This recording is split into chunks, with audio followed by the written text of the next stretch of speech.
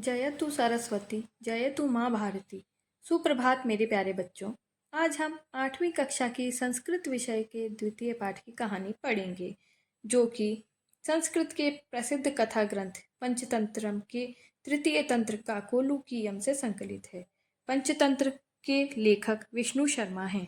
इसमें 5 खंड हैं, जिन्हें तंत्र कहा गया है। इनमें गद्य पद्य रूप में कथाएं दी गई हैं, जिनके पात्र मुख्यतः पशु पक्षी हैं।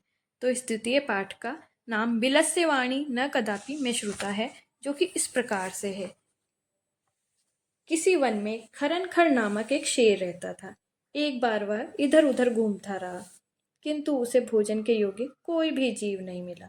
सायंकाल को उसने एक विशाल गुफा को देखकर सोचा कि अवश्य ही इस गुफा में रात को कोई जीव आता है, इसीलिए मैं यहीं पर छिपकर बैठ जाता हूँ।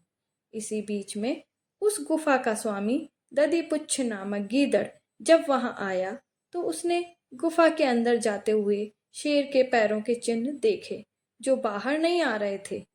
गीदड़ ने सोचा कि निश्चय ही इसमें कोई शेर है। अब मैं क्या करूं? वह एक उपाय सोचकर दूर से ही बोलने लगा। हे गुफा, क्या तुम्हें याद नहीं है कि मेरी तुम्हारे साथ यह शर्त थी कि जब मैं बाहर से वापस आऊंगा तब तुम मुझे आवाज देकर बुलाओगी। यदि तुम नहीं बुलाती हो तो मैं दूसरी गुफा में चला जाऊंगा। गीदड़ की आवाज सुनकर शेर ने सोचा कि अवश्य ही यह गुफा अपने स्वामी को बुलाती है, किंतु मेरे भय से यह कुछ भी नहीं बोल रही है, इसीलिए मैं इसे बुलाता हूँ, जिससे गुफा के अंदर आने पर वह मेरा आहार बनेगा। ऐसा सोचकर शेर ने जोर से गीदड़ का आह्वान किया। शेर की उच्च गर्जना की प्रतिध्वनि से उस गुफा ने भी गीदड़ का आह्वान किया। इससे अन्य पशु भी भयभीत हो गए और गीदड़ भी वहां से दूर भागता हुआ ये श्लोक पढ़ने लगा। श्लोक कुछ इस प्रकार है। अनागतम यह कुरुते स शोभते, स शोच्यते यो न करोत्य अनागतम, वने अत्र संस्थस्य समागता जरा, बिलस्य वाणी न कदापि में श्रुता।